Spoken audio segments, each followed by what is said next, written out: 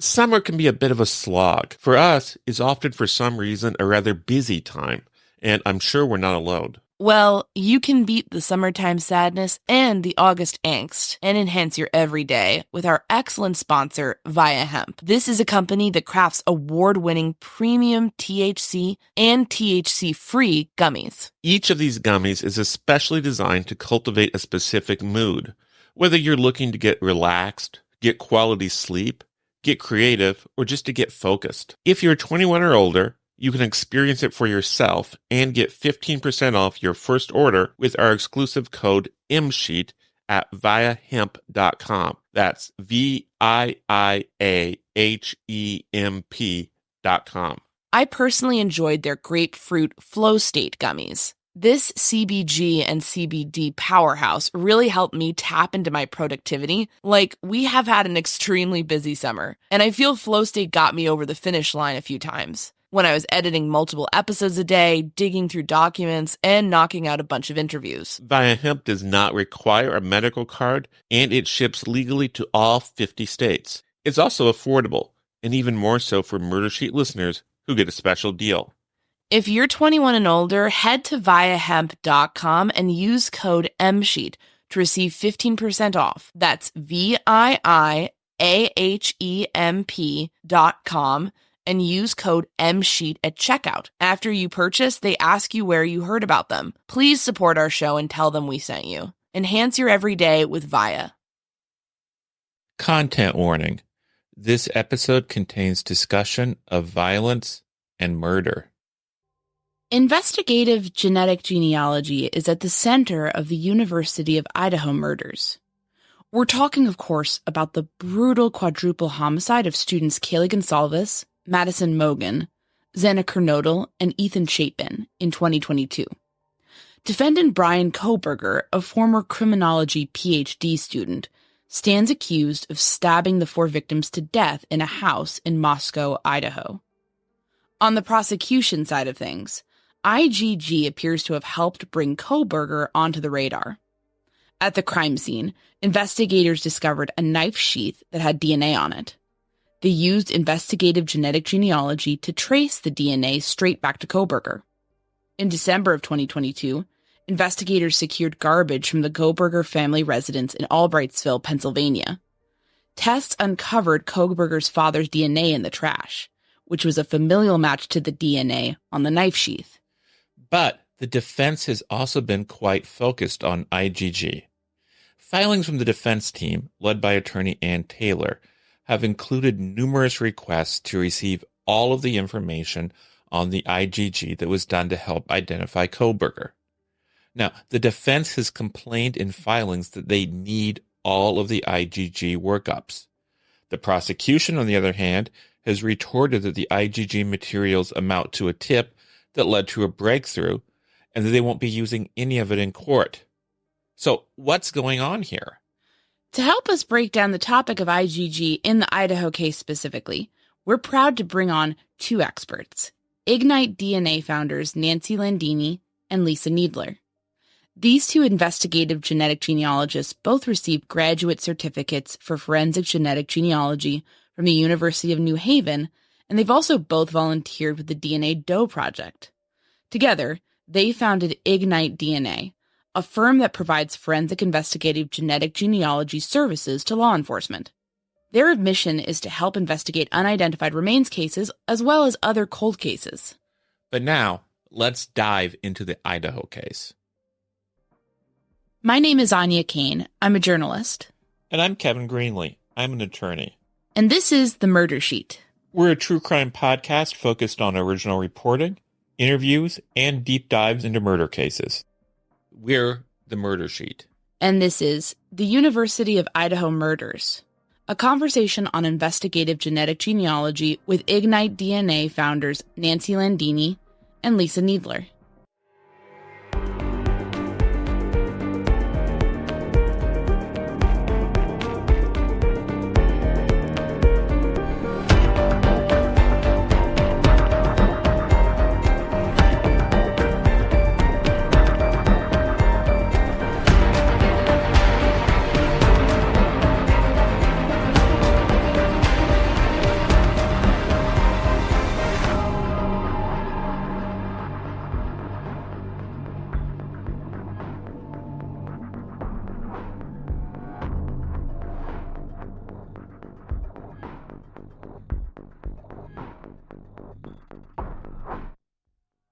to start off, Nancy and Lisa, can you please introduce yourselves, tell us a little bit about your professional backgrounds, and just tell us about how you got into this work? My name is Lisa Needler, and I have held a variety of jobs over my lifetime, but I recently got involved in genetic genealogy after taking my own DNA test in late 2019. Discovered family mysteries like many people do. Nothing all that interesting on my side, but I learned how to help other people through the course of the next few years, and then decided to take it to the next level and take the University of New Haven's Forensic Genetic Genealogy Graduate Certificate program, where I met Nancy, along with a lot of other really great people. And that led me to become a volunteer with the DNA Doe Project and the formation of our company, IGGNite DNA. But it's been a long process and a lot of learning about traditional genealogy, the right way to do things, best practices, and keeping up with that and being part of that industry is a kind of a daily process. I'm Nancy Landini.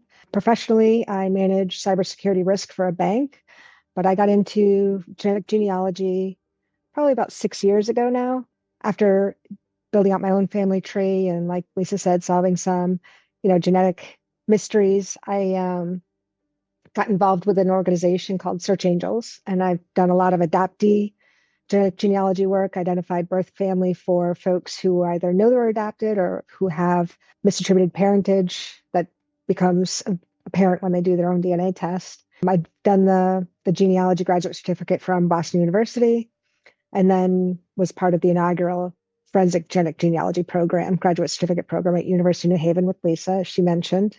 Yeah, that just opened so many doors. We've made so many great connections with folks associated with the University of New Haven program, plus the affiliations they have. So I've been a volunteer now with the DNA Doe Project for over 3 years. Also took on the role of managing their finances. I'm their finance manager.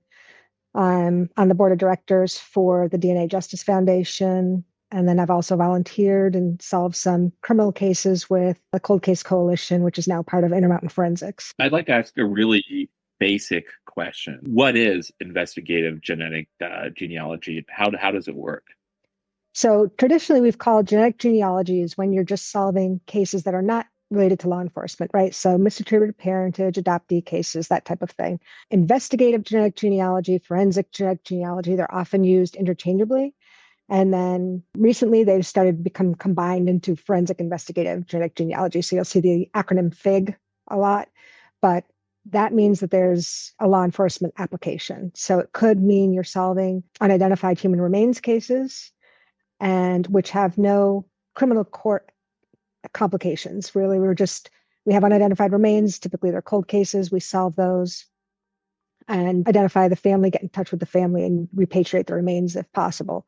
For criminal applications, it's a much greater level of scrutiny. When there's a forensic application, we really have to be very careful about making sure that we're super conscious of, our cybersecurity, making sure that we're keeping track of, limiting access to all of the data that gets generated as part of a case, and that it's stored properly and either handed over to law enforcement properly at the end or deleted. And when it's no longer deemed necessary for us to retain it, there's just a lot more scrutiny and things that we need to be careful of when we're doing anything that involves a potential criminal case. To take it in a nutshell, you're taking DNA and DNA matches, and that's part of somebody's genetic network. You're identifying two separate sides, building family trees back to what they call most recent common ancestor, or MRCA. And then you build those trees back down through time, closer to our time, to find living people that could be either your potential subject, whoever could be the subject of that contributor of the DNA sample. So whether that's a Doe case, a suspect case, or the adoptee, or the unknown parent, it will lead you back to, by building the trees back in time and then back forward. That's a very simplified version of it. The genealogy can take hours and hours and hours to get there, or years. What kind of resources do you use to build that sort of web of genealogy? So when we're talking about IGG, so whether it's unidentified human remains or criminal cases, suspect DNA, we're limited to two databases that allow, by their terms of service, law enforcement use, and that's GEDmatch and Family Tree DNA. And both of those platforms have the ability for their consumers to either opt in or opt out of being visible to those law enforcement kits. Law enforcement kits have to be uploaded in a separate way, not the way an actual consumer would process their or upload their DNA files into those platforms, but they have separate portals that are only for law enforcement use. Those kits are not visible to average users. So if you have your DNA in GEDmatch, you're not going to be able to visibly see anybody who matches you that's part of a law enforcement case. And so it's a one-way view from law enforcement side. Once you have the DNA matches, then you have to build your trees. And so typically, for most of us, we will use Ancestry as a tree building resource. Of course, making our trees private and unsearchable is very big. You do every precaution you can to make sure that nobody can access or view your trees. I know some companies use only software that would be on their individual computer, or, other web-based apps that would not be linked to Ancestry directly. We've not had a problem using Ancestry in the past. We're just very careful what files we save to and how we save files. So there's no back-end ways of retrieving data from our trees. But usually we use those records on there.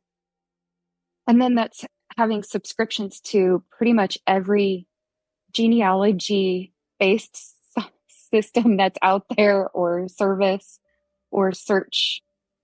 They all require subscriptions, and you can't do without one of them, really. Well, you talked about sort of how careful you need to be when doing this. And sort of, I'm getting the sense that there are some rules and practices around how this sort of technique can be used, especially around criminal cases and things that might involve like homicides or whatnot.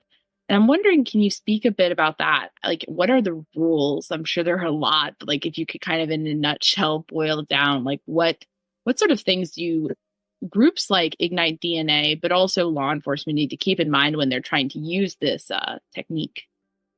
Right. So I think from the law enforcement side, it's similar to how they would run any investigation, right? They have to follow a chain of custody as a sample leaves their lab and goes for further processing in order to have that data file generated that can be used for IGG. That chain of custody continues. What ends up is, a data file, a bioinformaticist, make sure it's properly formatted and the quality is good enough to be accepted into one of the two databases that can be used.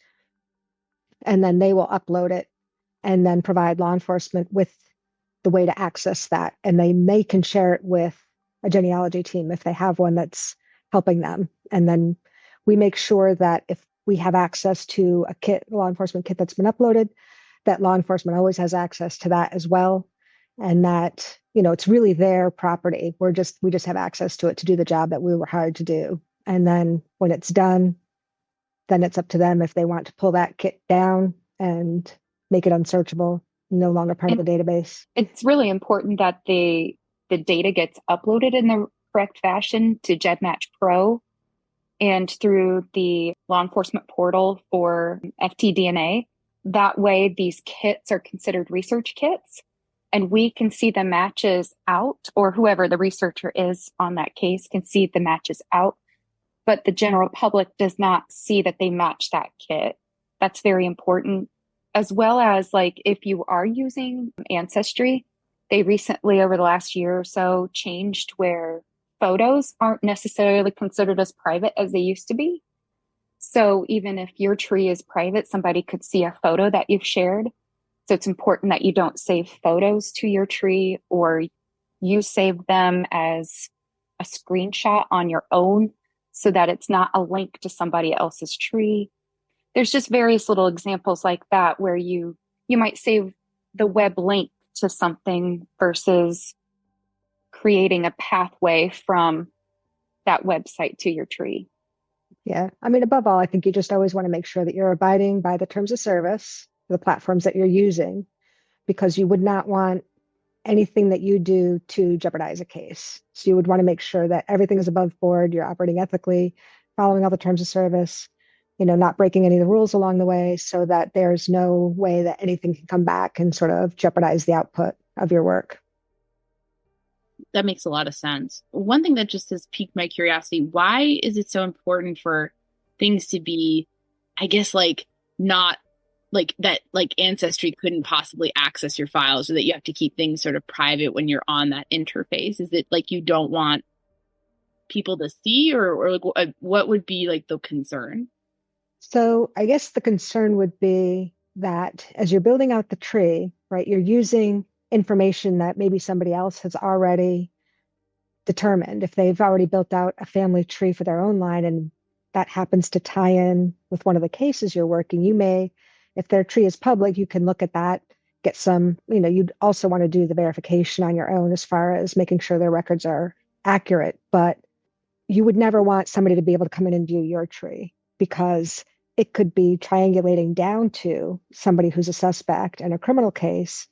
And in many instances, when we've done work, whether it's for unidentified human remains or suspect cases, you have things like misattributed parentage, you might have adoptions in there. You've got, through research and work, you've got the actual biological family lines, not the legal family lines. And you wouldn't want somebody else to see that and then be presented with information that they didn't have previously. Yeah, that's a bad way to find anything out. Yes. It is. And it's also one of those things we have to be very careful with any close relatives of our either suspect or doe, because we are not the informing agency in any way. We would not notify next of kin. We would not be the one to let them know their first cousin Larry is a suspect in a case. We are not the law enforcement. We are researchers. So we try to take our role seriously in that regard. How do courts view the use of investigative genetic genealogy? What we've seen to date, and the majority of the cases that have gone through the court system have been cold cases, right? So they're many years old. In some cases, they haven't even made it into a trial because somebody has taken a plea deal of some sort. But by and large, they have ruled the work done, the investigative genetic genealogy work, as providing nothing more than a lead to law enforcement. So it's not evidence. Nobody would ever be arrested based on a lead that we provide to law enforcement. If we say we think it's one of these three brothers, we've prioritized the order because this brother was in the actual geographic area at the time in question. Somebody else may not have been. But that's up to law enforcement then to apply their normal investigative approach. They will go and do their investigation with that lead, just like they would if they received the lead in any other fashion. And then if they obtain DNA voluntarily or surreptitiously, or however they do it through a subpoena, if they obtain DNA and that DNA comparison is going to happen in CODIS, it's not going to happen in public genetic genealogy database, right? So they will, that becomes the evidence and that becomes admissible in court. But the IGG work is really just a lead. That makes a lot of sense. It's almost like, if to use I love my dumb example. So it's like the difference between me calling the police saying, hey, I see my neighbor burying a body in the backyard. Like, they wouldn't just be like, all right, arrest him and convict him. They would go check to make sure that was indeed happening.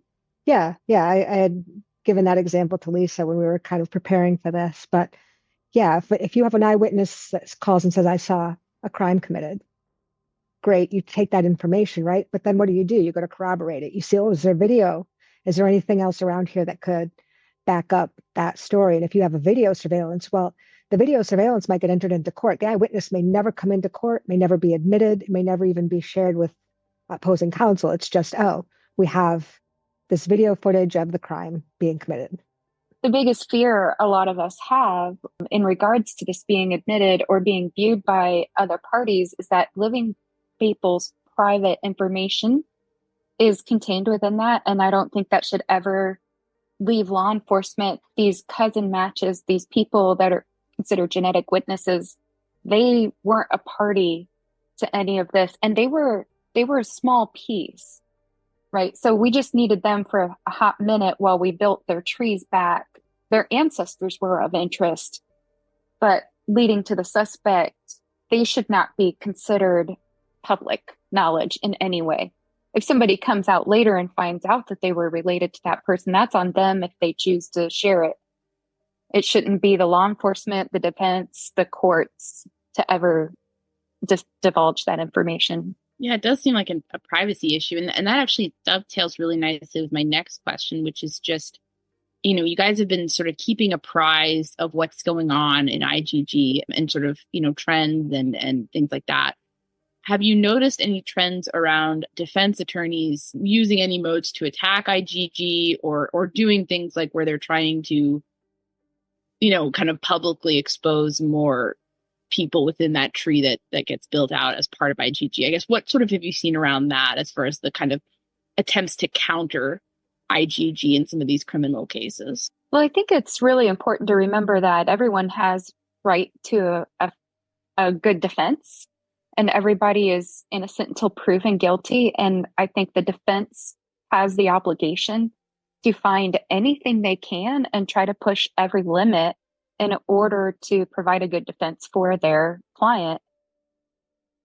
At the same time, this is why we need more rules and regulations regarding the use of it and making sure that people who are doing IGG work are properly qualified to do it, who understand basic proof standards or ethical research and behaviors and things like that. So I think it's kind of a two-handed thing here. It's not that we want the defense not to challenge it or look into ways to defend their client, but if the IGG is being done right, there's no reason to question it. And the SDR analysis that happens, that has to be a direct hit on CODIS and CODIS.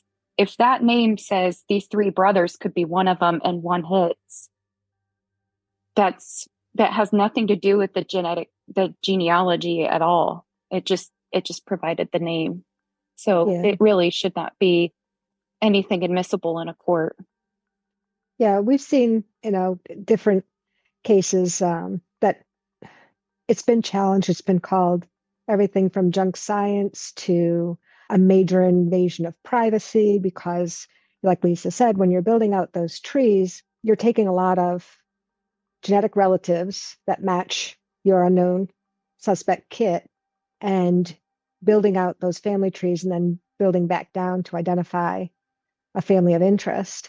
And you have living people in that tree. And so these are people who the argument has been made in court have provided their DNA to do their own personal family trees, things like that, to do, for their own personal use in GEDmatch, and haven't necessarily, even though they've opted into law enforcement, maybe they didn't understand the terms of service, is one argument we've heard, but also people who didn't upload their DNA.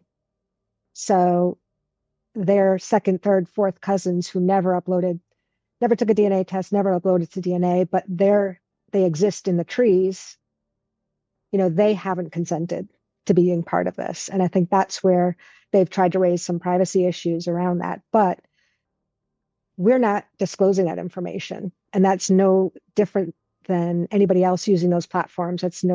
They'd be getting the same information if they were building out a personal family tree or trying to solve an adoption case. And so when that information is provided over to the investigating agency, it's completely anonymized.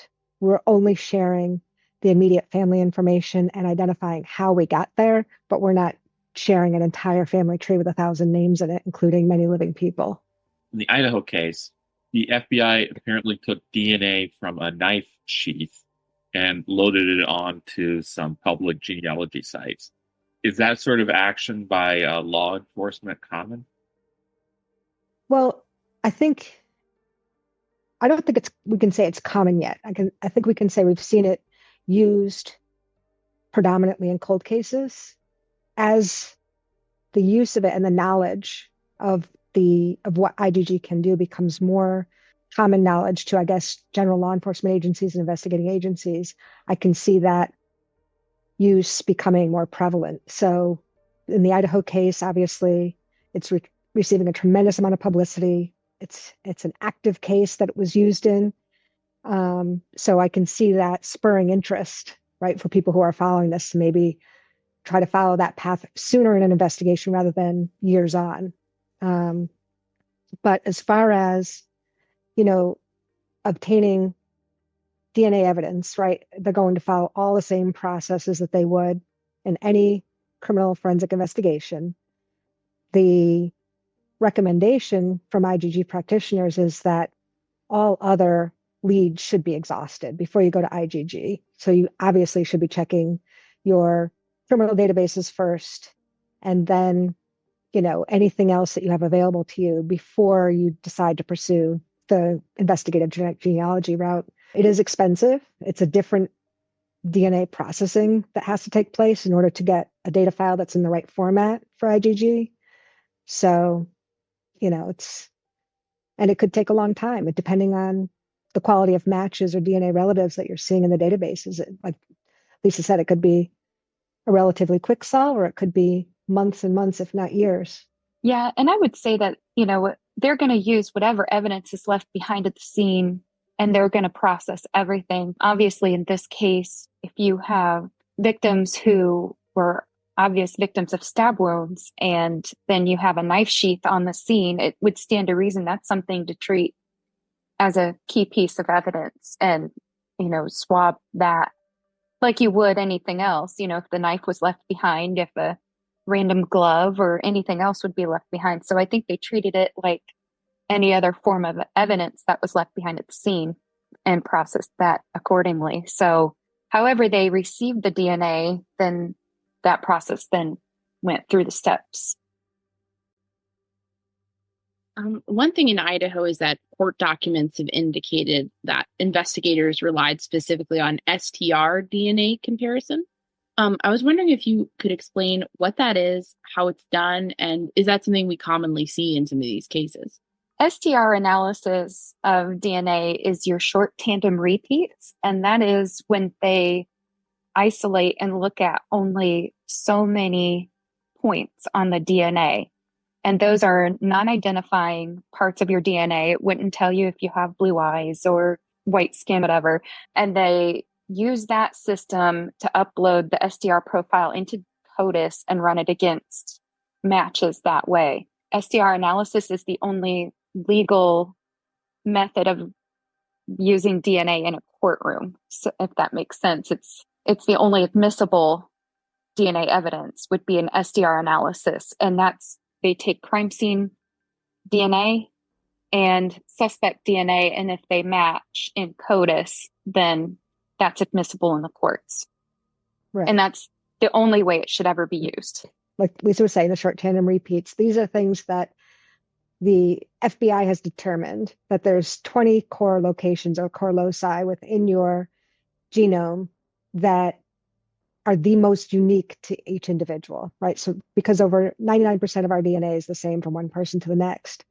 So they found these 20 core loci where they differ the most between people, enough that when they have a match between an individual and, say, crime scene evidence, they can, for the most part, unless you're an identical twin, say that this makes you unique among a population larger than the world's population. So that's how it satisfies the court requirement for uniqueness. That's pretty unique. Another Idaho-related question for you is just that, so we kind of touched upon this earlier, but law enforcement in that case is saying that the IGG evidence pointed them to the defendant, Bryan Kohberger, but they didn't use it to prove anything, and they relied on other measures to provide substantive evidence of his guilt. And the prosecution has also said that they're not even planning on bringing up the IGG elements at trial. Can you speak to that and just kind of expand upon that? Because I know we touched upon it earlier, but why is that so important for folks to understand? Right. So I think obviously we haven't had anything to do with the case. We have done some reading about it, but the way it would work is they're processing through all their evidence, right? They've had enough to create that STR profile. They haven't received any matches in any of their law enforcement databases that they have access to. And so they've decided to go in for the SNP processing and pursue IGG early on, which my understanding is the FBI was the one who actually conducted the genetic genealogy work. So they wouldn't have had a name or anything to go by previously. They had to go do exactly what we do, build out the family trees, come back. My understanding is they came back to a family with the last name Kohberger based in Pennsylvania. And it was only through further police investigative work that they understood that there was an individual related to that family living one town over. And then he became the person of interest. But then they would have to go and obtain DNA independently of the investigation, the crime scene, from members of that family in order to compare to what was left at the crime scene. And that would be the STR profile and compared in CODIS. Let's get in one more Idaho question here before we wrap up that part. Kohberger's defense is trying to get all the DNA and investigative genetic genealogy data involved in the case to be brought into the court, basically, in some way or another. They want to access it all, even the stuff that won't be used at the trial. How does that strategy strike you?